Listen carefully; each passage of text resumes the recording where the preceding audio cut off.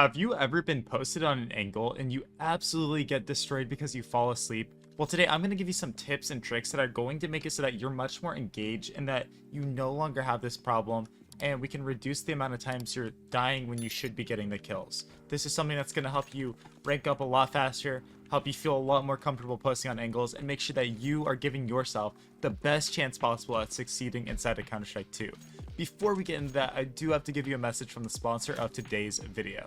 Thank you to the sponsor of today's video, Skins Monkey.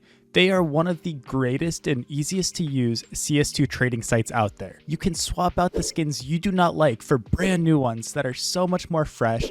Even skins that are trade locked can be secured by adding them to your backpack. The greatest thing about the site is that you can buy skins for so much cheaper with a 35% deposit bonus when you use my code CoJo. Make sure to check out the freebie section where you can get a free skin just by completing tasks. On top of the bonuses, you also get a $5 bonus when clicking the link in the description.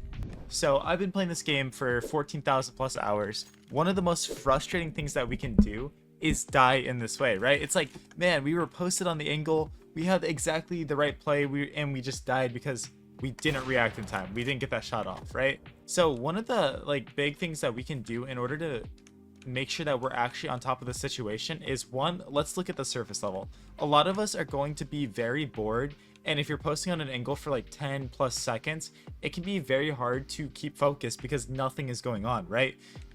So at the end of the day, one thing that you might see a lot of players doing, regardless if they're opping, rifling, no matter what they have in their hands, is when they're posted on an angle, they'll do little micro movements. And you might be like, bro, are they just shaking or something? Are they like nervous? And no, it's actually just get them locked in, right?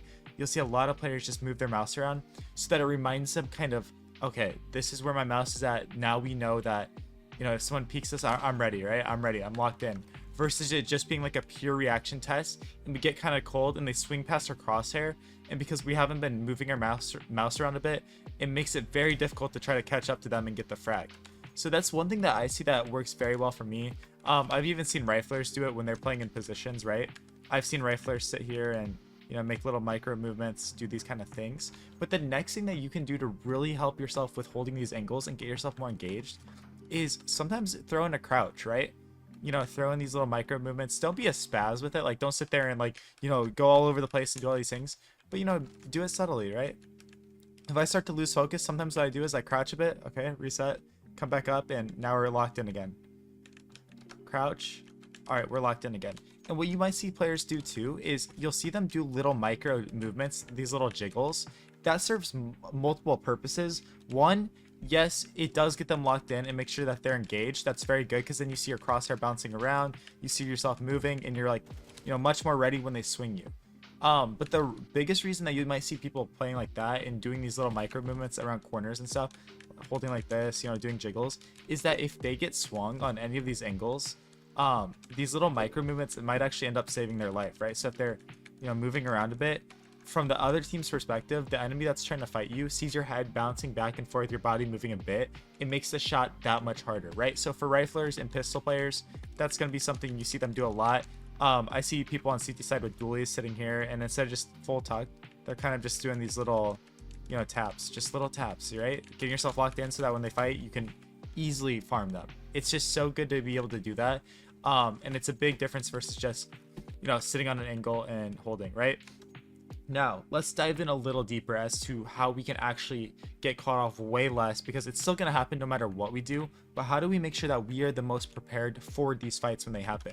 Let's go ahead and switch over to arch side so that we can get a fresh scenery going on here. One thing that I found that helps me so much for my games, I play an ECL, very high level of Counter-Strike, been grinding for a long time. The thing that's helped me the most is visualizing. Visualize the opponent that's going to be swinging you, regardless if you know he's going to be there or not, right? So if I am posting on mid right here like this, I am visualizing, especially the more time that goes on, I'm visualizing this guy peeking me. I'm literally sitting there and thinking, right? I'm sitting there and looking like, okay, what does this guy's player model look like? And I sit there and I'm like, okay, his head is going to look like this when he peeks me, or maybe I'm visualizing a crouch peek or visualizing a wide swing. Depending on your opponents, you're going to try to visualize these things so that when it happens, you're like, boom, easy kill, right? Easy kill. And you might be like, well, Kojo, like, how do I know which one they're gonna do? I don't want to guess wrong. It's an educated guess, right? So at the end of the day, it's gonna depend on the opponents you're playing, how the game's been going, the angle that you're in is gonna determine a lot, the sound that you hear, right? If you hear no sound, you probably know they're not gonna wide swing you, right? But if you hear 4 guys running up mid, that visualization becomes a lot easier because you hear those audio cues. So, you know, maybe you can move your crosshair a bit wider to adjust for the wide swing, and you're able to farm, right?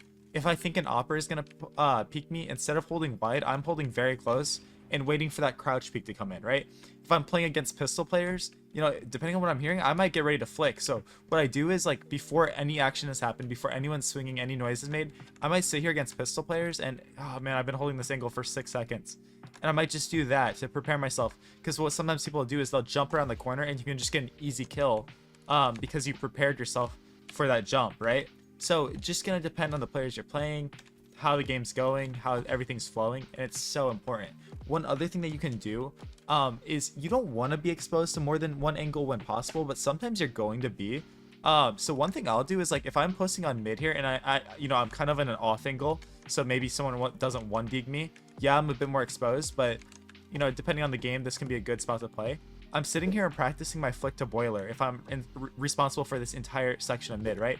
So while there's nothing going on in the round, I sit here and practice the flick, right? So that when somebody does actually come out, I can fastly do it without having to sit there and be like, how far should I move my mouse, right?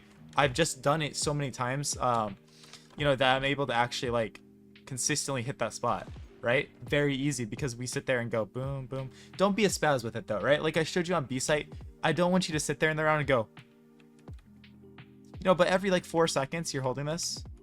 Boom. All right, check here. And you're just reminding yourself, right? You're just reminding yourself. All right, that's how far I need to move. Okay, back. All right, that's how far I need to move back. That's how far I need to move back, right? And these are some very good things that you can do in order to give yourself a better chance at taking these fights, right? Same thing here. Some operas will op under this pillar, right? They'll hold one angle and then maybe they'll switch off of it, right? One, to try to catch maybe a timing, but two, just to get themselves comfortable. Okay, boom. All right, we're here, right? We're here doing this. And a lot of times too, I practice crouching and uncrouching just to stay dynamic while this is going on, so that if someone does swing me, I'm in the process of uncrouching or crouching. So from their perspective, when they're swinging, I'm kind of moving a bit. Again, same thing with the rifling thing of jiggling. With the op, you're going to be doing a lot more crouching and uncrouching because moving back and forth at the op isn't as good, right? Sitting here and going, you know, strafing with the op back and forth is going to make you miss a lot of shots. So definitely crouching and uncrouching is much better. But these are some ways that I found that it really helps me get engaged. It really helps me get ready for these fights. And while I'm doing this, I find that I'm way less often getting caught off guard. And also, guys, remember, when you're exposed to an angle, that's not really the time to be pulling up your tab, you know, looking at the mini map to try to like say stuff to your team or be like whatever. And trust me, as an upper, I know like how hard it can be because, like, dude, it feels like the second I look at my radar, boom, they swing me and I die, right? So just remember, when you're exposed to angles, when you're actually actively posting on something, that's the time to focus up. That's the time to really focus on your screen.